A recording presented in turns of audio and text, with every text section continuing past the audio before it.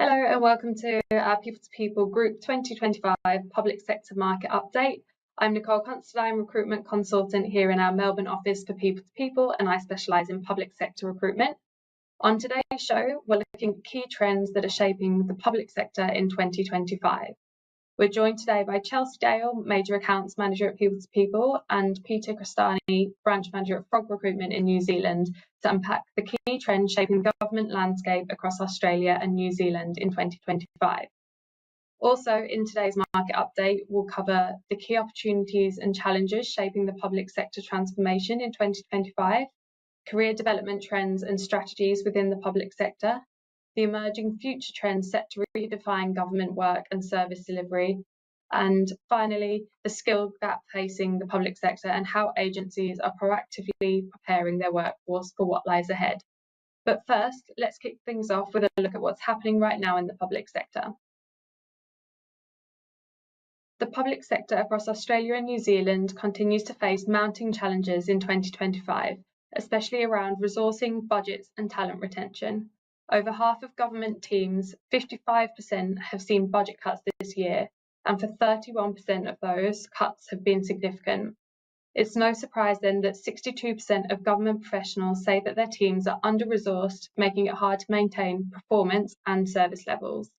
This resourcing gap is directly impacting recruitment, with 81% of managers reporting that they've lost candidates simply due to the speed of their hiring processes. When we look at why government teams are hiring, it's largely out of necessity. Replacements account for 60% of hiring activity, followed by restructures at 46% and increased workloads at 25%. Project work and business expansion are much lower down the list, suggesting that very few are hiring to grow, and most are just trying to maintain current functions or backfill roles that have been lost. This ties into the top recruitment drivers for 2025, with 39% of hiring driven by replacements and 31% of employers having no hiring plans at all. Business growth and seasonal needs are taking a backseat this year. Retention is just as much a concern, and the main reason that people are leaving the public sector roles include a lack of job security at 37%, limited career progression opportunities at 27%, and lower salary packages of 15%. This highlights the increasing difficulty public sector employers face when competing with private sector or simply trying to retain their existing workforce. These factors also suggest that improving benefits alone won't fix the issue. It's about long-term career opportunities and confidence in the future of the role. Altogether, the data points a clear picture. Public sector teams are under pressure, both financially and operationally. With constrained resources and increasing workloads, teams are struggling to move quickly enough to secure talent and are losing staff due to structural and cultural gaps. If these trends continue, it could have a significant impact on service delivery and long-term workforce sustainability in government. All the insights we've just shared and the data we're about to discuss are drawn directly from our 2025 Employment and Salary Trends report. This comprehensive report is built of thousands of survey responses from job seekers and employers across Australia, New Zealand and the UK. It looks at the latest workplace, hiring and job seeker trends and can help you and your business make more informed decisions.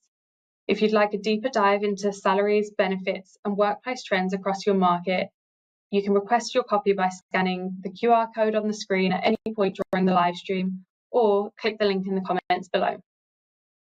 To help unpack what's really happening in the market across Australia and New Zealand, we're joined first by 𝐏𝐿𝐼 𝐒𝐿, Major Accounts Manager here at People to People in Adelaide. Hi, 𝐏𝐿𝐼. Hi, thanks for having me. Good to have you. So a couple of questions to go through first. I firstly wanted to check what's been your experience over the past 12 months. Have you seen any changes in turnover or retention in the Australian public sector?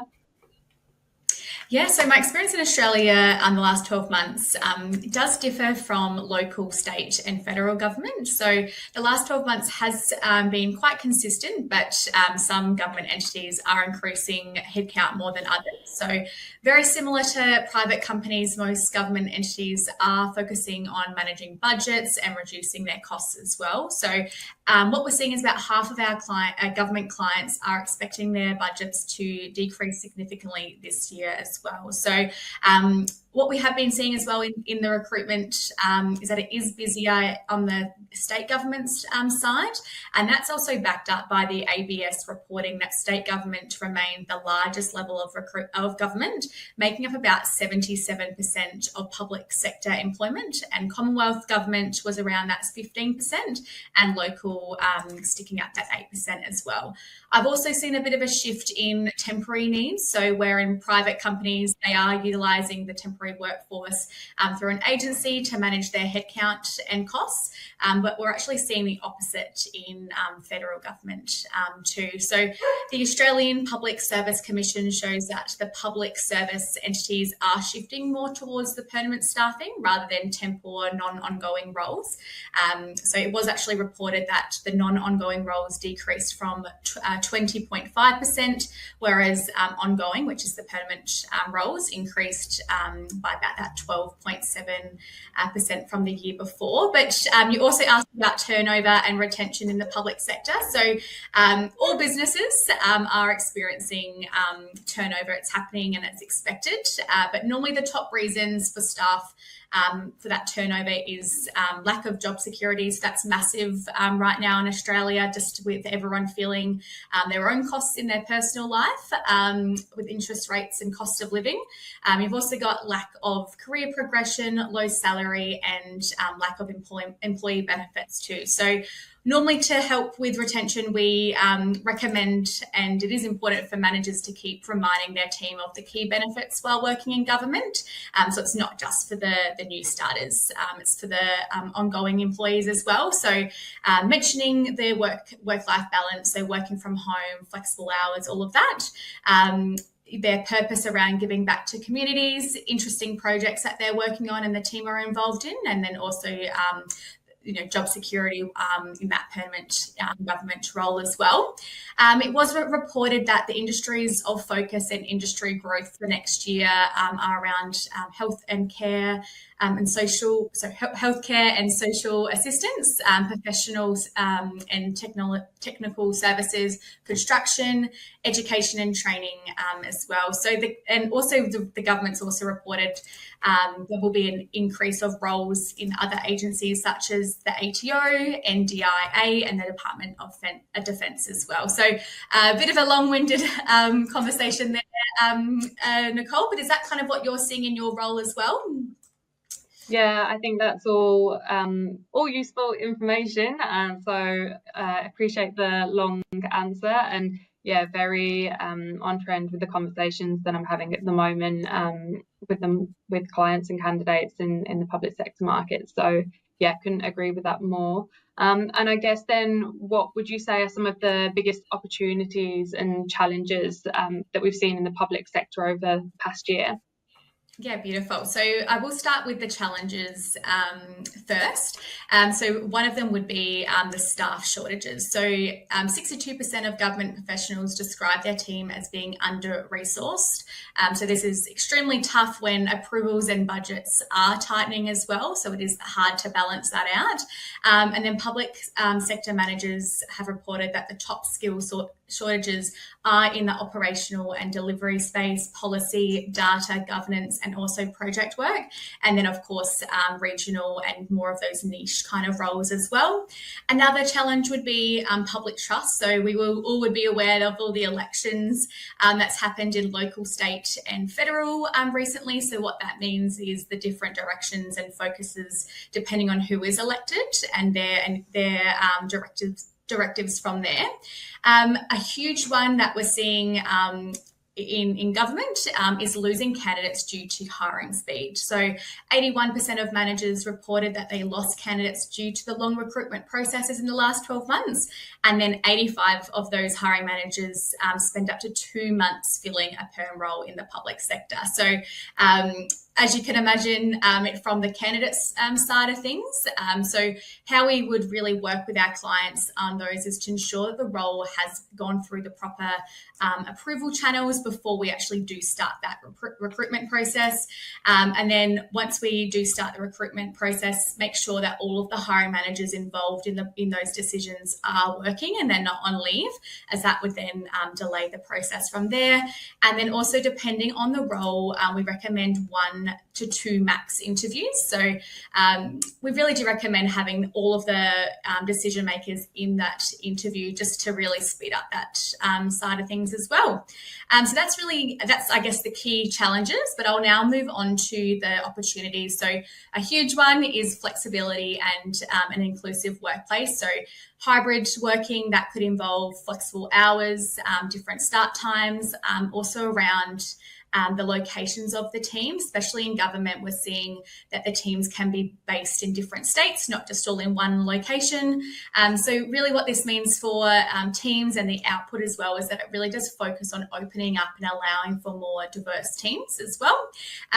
So we have seen that really has come through on the federal government side of things, but where the exception would be is probably New South Wales government at the moment, as they have had that big push to bring people back to the office. So it'll be interesting to see how that kind of plays out in the next year for retention and also to attract new starters into those roles as well.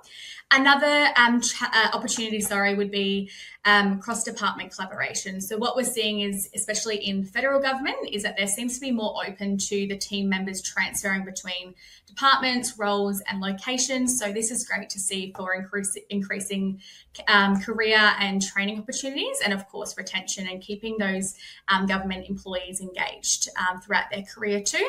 And also we have seen, just from conversations between the team and with our customers, is that some managers are starting to explore different ways of working. So with internal project pools, so they would kind of float around and be involved in different government projects and not just focus on the one.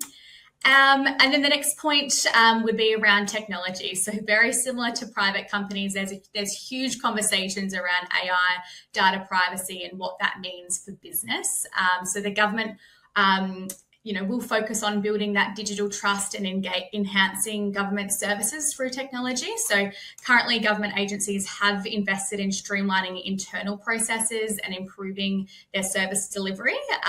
So hopefully what that means is that it will speed up hiring processes and allowing employees to focus on more meaningful work as well. And I've got one more opportunity to discuss as well for you, Nicole, and that comes around sustainability for partners, as well as the initiatives that the government entities have. So the government entities, they will be making sure they align with their partners on sustainability efforts and targets. So for example, people to people, we do this by tracking our carbon emissions, and we do this through a third party, so a supplier called Carbon Invoice. So they track all of our scoring, and we mitigate our emissions, and we've actually planted over 5,000 trees in Australia so far. So it's something that we are hopefully ahead of the time, but then also other companies are finding other ways that they can, introduce sustainability methods as well.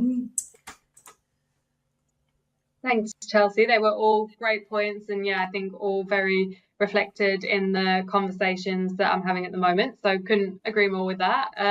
And I guess then, in terms of salary expectations and pay rise forecasts, how have they shifted, or how are they going to shift in the public sector in 2025 in Australia? Yeah, certainly. Pay is always a hot topic.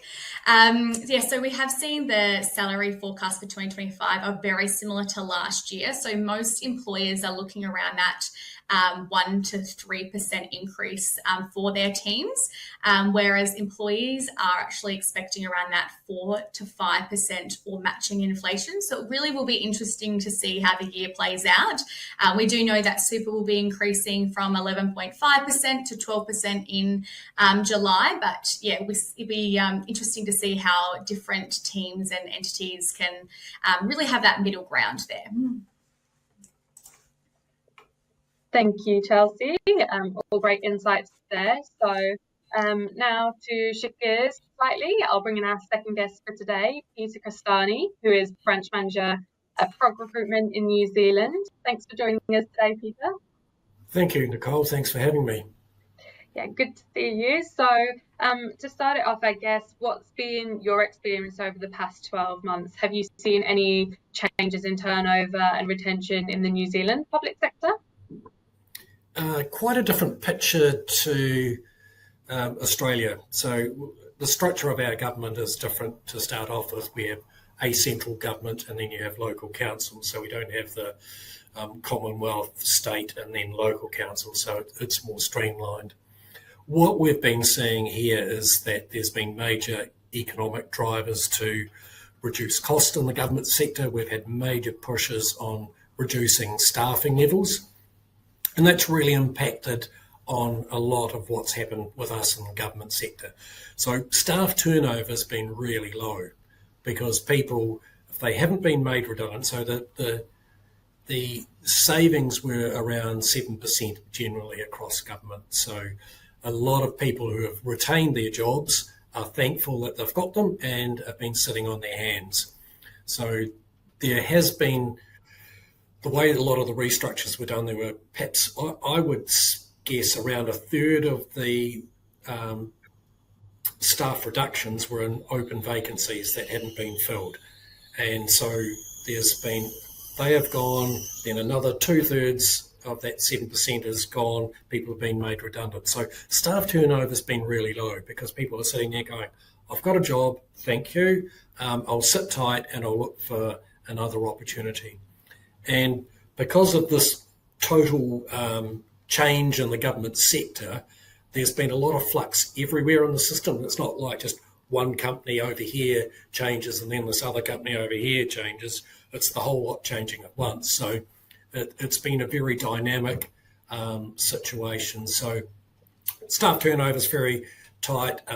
Retention has been quite high because of that, because people are thankful that they've got jobs.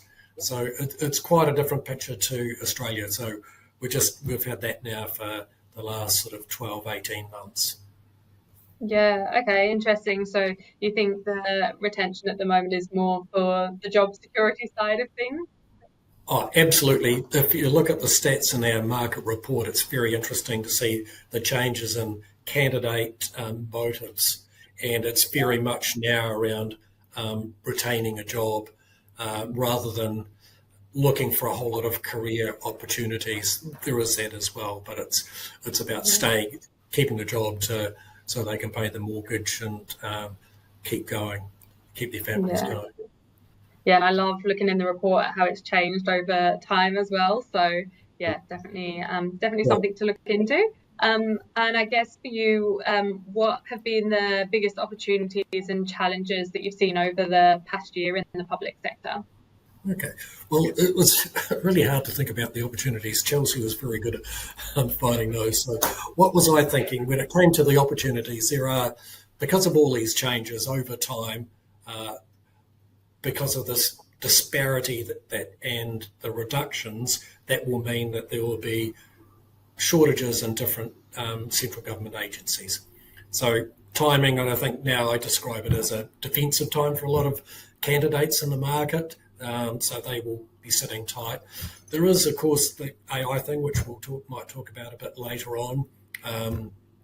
Some of the things are around consolidation into some agencies. One we're working with at the moment, there's a function that's spread over 3 different government agencies, and that's been brought into one. So there are those opportunities to be involved in those consolidations. The challenges are very interesting at the moment because a lot of the changes government sector in New Zealand has been expanding and hasn't been used to making changes because it's been a constant gradual increase in their mandate and their budgets.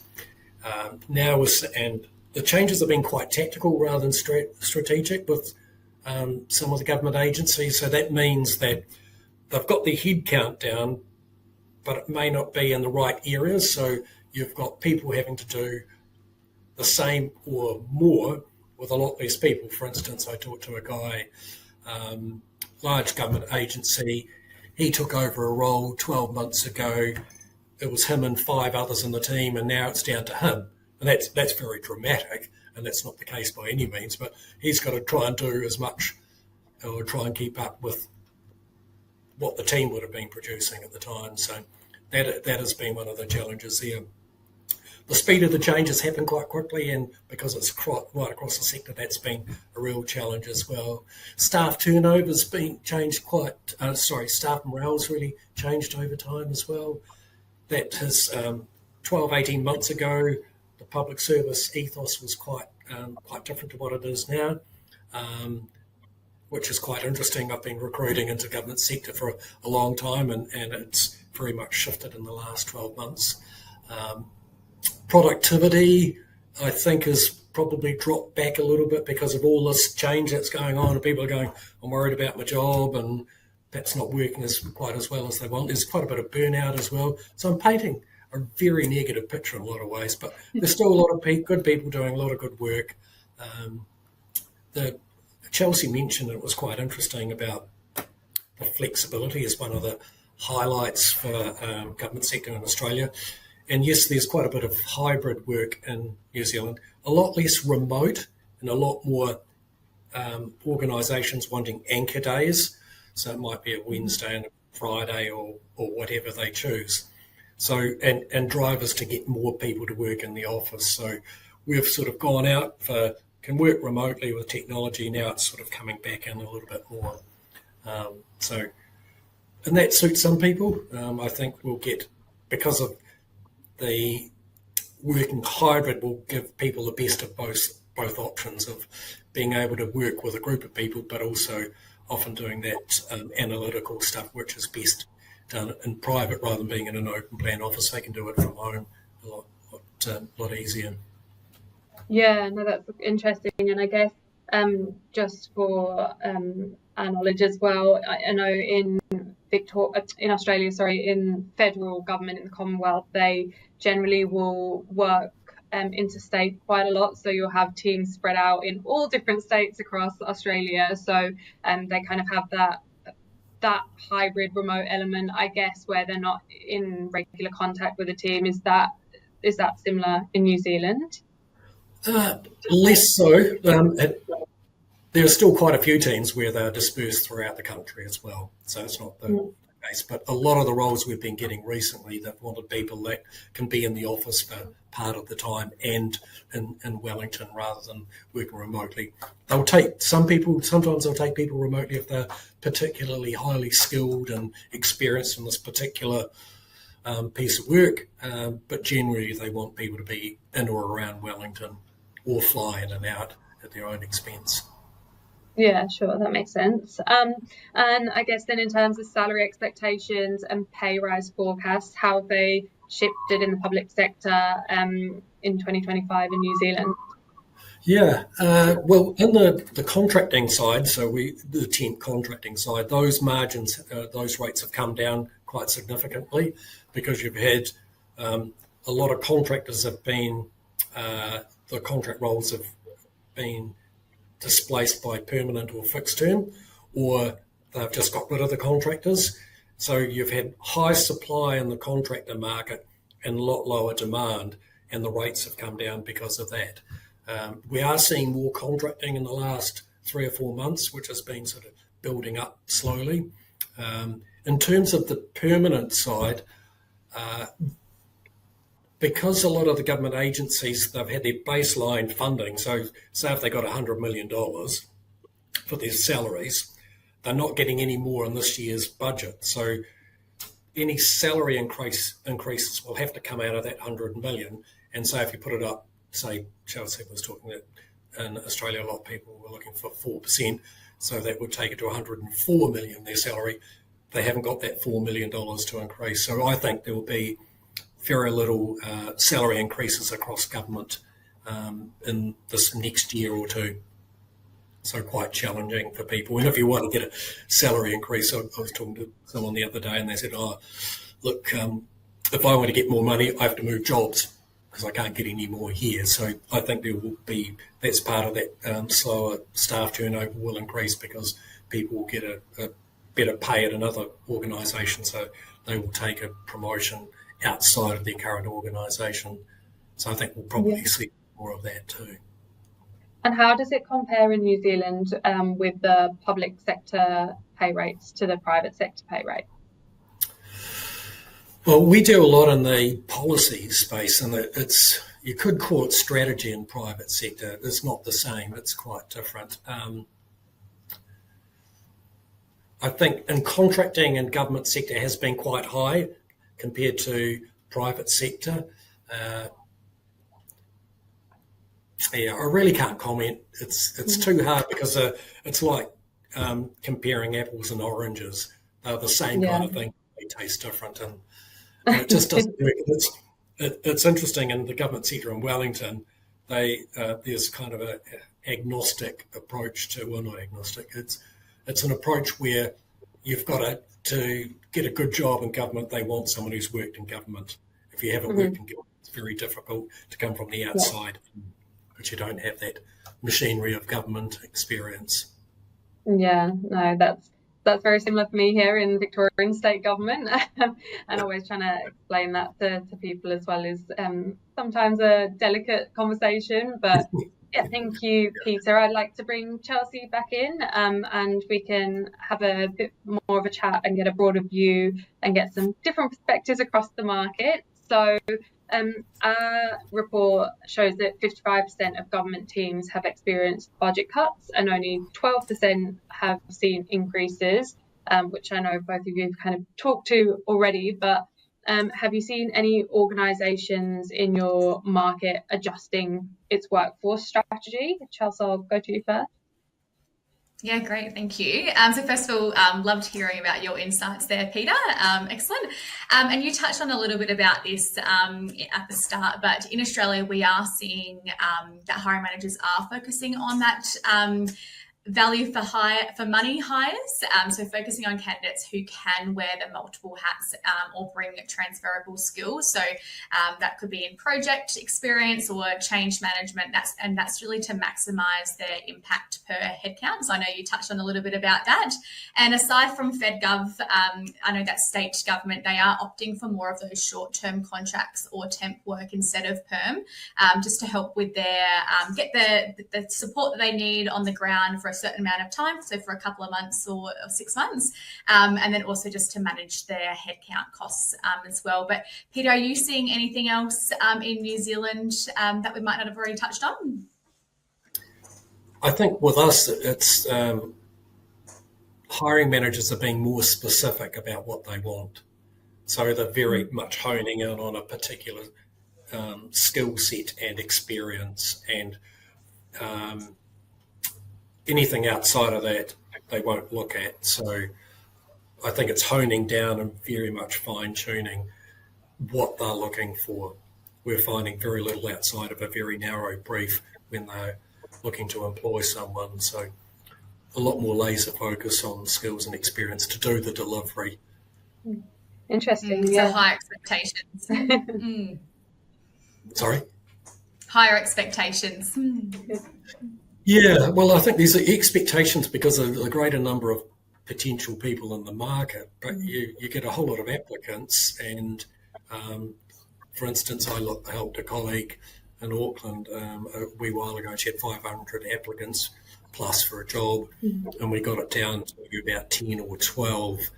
And you had to be very focused on what it was that the client was looking for. Just because you get a whole lot of applicants doesn't mean that you're going to get the right kind of people. So they're just going, no, that. Yeah.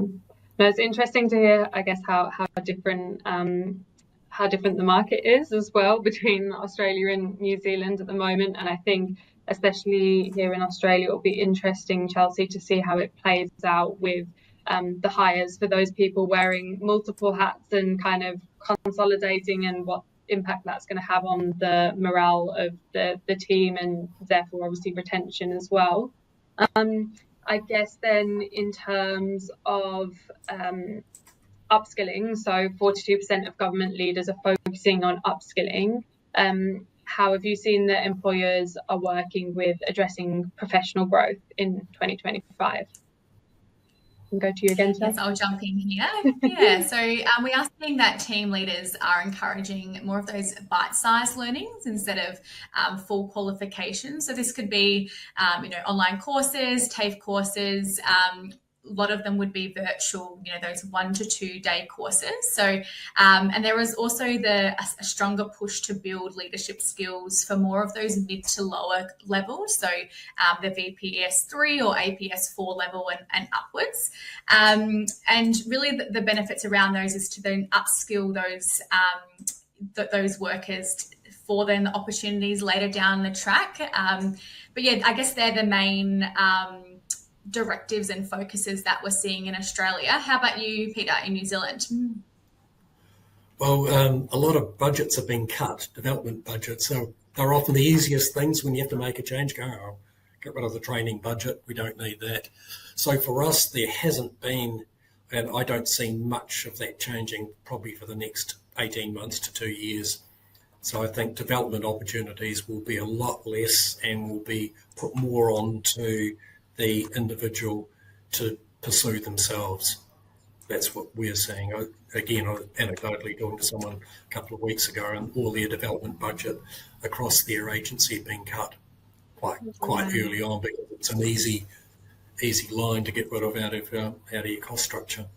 Yeah, that's interesting again to see the differences there. And I think, speaking to what Chelsea said, I was having a conversation with a client just yesterday, and she was talking through about how they're bringing in more training for those lower level roles. So yeah, interesting to see that that's obviously being cut at the moment in New Zealand. And then I guess in terms of skills that you would see as essential for government professionals, both at that junior and senior level in 2025, what would you see those being, Chelsea?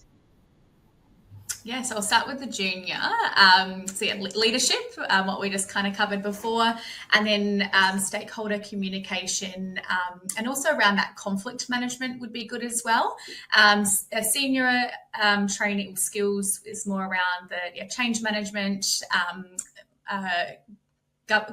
collaboration between the teams, governance skills. So there are a lot of new legislations being brought out that they'll need to be across, and also around that policy design too. What would be beneficial for both junior and senior, so everyone, would be around digital literacy. So more of the AI, how to actually work that in your day to day and make sure that you are getting meaningful activity out of your work. Over to you, Peter. What do you think? Well, probably it's very much similar to you on this. Finally, at this stage, Chelsea, because our story's been quite different to yours. So I look at it as old and new. So I think we'll get a lot more of the stakeholder engagement, relationship skills, the creativeness.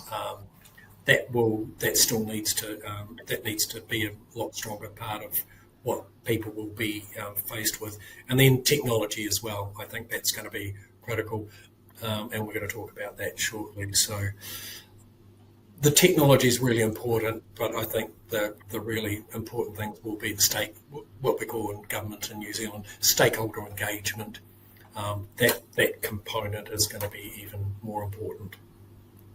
Yeah, well, thank you. And yeah, I guess for me at the Victorian state level as well, I've seen, especially with that lower level training, there's been a big focus on programs with psychological safety. Obviously, we've had those recent legislations come in, so I know there's kind of a push on that, bringing those lower level programs in as well, and how to build that psychological safety. So all interesting data, and as you said, Peter, AI and automation are obviously impacting tasks at the moment, from data entry to scheduling to process optimization. But what real world impacts have these technologies had on the public sector over the last year? Peter, do you want to go first? Yeah, love it. So, Chelsea? Either. You go, Peter. Well, I think not a lot so far in government here in Wellington. But having said that, there was one of the ministers has asked, and they're setting up training now for senior execs in government sector around AI, and what do they need to think about, what do they need to understand. So I think we're at the very, very early stages of adaptation of AI into the government sector. It will have likely to have huge impacts on processing, automation. It will impact on efficiencies, make things better. I think there will be a natural conservativeness in government to make sure that the steps that they make and what they change is going to be appropriate, and they don't have hallucinations and processes because of ChatGPT or something else that didn't quite work out right. So very early stages, and I think that they don't know. There's a tiger holding the tail, and they don't quite know what the tiger is and what the tiger's going to do yet. So still in the investigator stages. Yeah, for sure. And I just want to put it out there as well, is, just draw the attention between the difference between AI and automation. AI, as much as it can be quite scary, it's not to be not to replace people. It's to allow employees to have more of that meaningful activity, and also then make those connections as well. So what we're seeing in Australia in government is a lot of the use of virtual assistants and chat boxes. So many government websites right now do include the AI-powered chat box to help users navigate around the site. Mainly around the Q&A side of things as well. So, for example, Service USA, they have expanded their chat box functionality recently. So that does, you get through more people get their responses quickly, and it also just reduces that wait time as well. And another part, Nicole, you actually shared this with me recently as well. So another automation tool is used for natural language processing. So that's where they read, they sort complaints. This is the robot, and then applications and claims in real time, and then they'll actually then reroute the urgent claims to staff quicker, and then they'll be able to manage, more of the non-urgent, applications and cases themselves as well. So, yeah, a lot of new things, and I'm sure they'll be different in a year's time as well as they learn, and improve as well. But yeah, we'll watch this space for sure. Yeah, thank you. Definitely some good benefits there that I think are going to keep helping in the public sector, and obviously the public sector has an impact on everyone. So thank you. And I guess then looking ahead to 2030, beyond AI, are there any particular trends that you expect will reshape the government workforce or service delivery? I'll go back to you again, Chas. Yeah, this one's a really hard one to look ahead. As I said, still thinking on that AI side of things, it keeps on improving, and it will be different from today and then, fast forward 5 years' time. But looking outside of AI, I'm more thinking around the changes to the way that we work. So hours versus productivity. I think we'll see a bit of a shift in that. So productivity doesn't always equal how many hours you're at the desk, more in that corporate sense. And then obviously around that talk, we've seen a lot of the 4-day work week. So it'll be, I know a few companies that have implemented that. So it'll be interesting to see if that's more of the standard across the board too. But yeah, Nicole, I wanted to throw back to you. Are you kind of seeing that in Australia or any other forecasts, I guess? Yeah, I think the 4-day work week is definitely something that comes up in conversation a lot, and there's a couple of pages on it in our report. So something I would suggest looking at as well. I think a big one that comes up a lot, and I think will continue in 2025 in the coming years, is that focus on environmental policy, disaster resilience, sustainable infrastructure, looking at those green technologies. I guess here in Victoria, we had the State Electricity Commission, which was revived in 2023.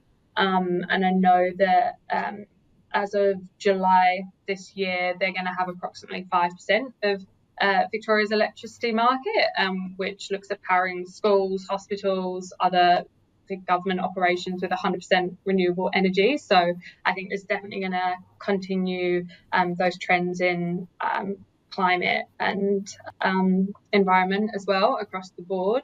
What about you, Peter, in New Zealand? Yeah, I think to me the major thing for the next 5 years will be the macroeconomic environment. That's going to be the major thing that will impact on employment and employment trends. How's the world economy going? How's Australia's economy going to go? How's New Zealand going to go? And with it, there's quite a bit of turmoil, as we all know, with what's happening with tariffs, etc. So when that kind of beds down, that will paint a picture. We've been very stable at that macroeconomic level for quite some time. Now it's quite changed. So we would be looking in New Zealand for our balance of payments to be in a better position in terms of workforce leading into 2030. We've got an election next year, so that will impact on which way the government focus will be. Australia, you've set for the next 3 years or so you've got a better picture than that. So it's very much dependent on government policy, macroeconomics, because if the government changes, then the sustainability activities might be more focused on what they have been under this current regime. And we all need money to make the world go round and pay the bills. So the more money we have, the better off we'll be in keeping inflation under control. Then you've got the AI and the technology things on top. So yeah, it's going to be quite a changing market, I think, over the next 5 years. When we do this again in 5 years' time, recruitment would have changed quite significantly with technology, with the way we do things. It's going to be a really interesting next 5 years and a bit of a ride, I think. Absolutely, but I'm excited to take the ride. Well, thank you both for your time today and obviously giving us some incredible insights into the market. If anyone's watching and wants to reach out and get in touch with Chelsea from People to People or Peter from Frog Recruitment or myself, you can visit the comments for all of the information below. Thank you both. Just a reminder that all the insights shared today are based on our 2025 Employment and Salary Trends report. If you'd like a deeper dive into salaries, benefits and workplace trends across the market, you can request your copy by scanning the QR code on screen now or clicking the link in the comments below. Lastly, whether you're looking to grow your career or build your team with the right talent, the People to People group can help. As an award-winning recruitment agency, we operate across Australia and the United Kingdom with specialist teams in every major market.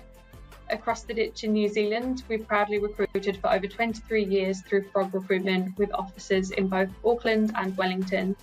And in South Australia, Edge Recruitment are Adelaide's leading specialists in property, real estate and business support roles. Contact details are on screen now, or you can see the links in the comments to reach out to one of your teams today. That's it for today. Thank you so much for joining us for our special public sector market update. See you next time.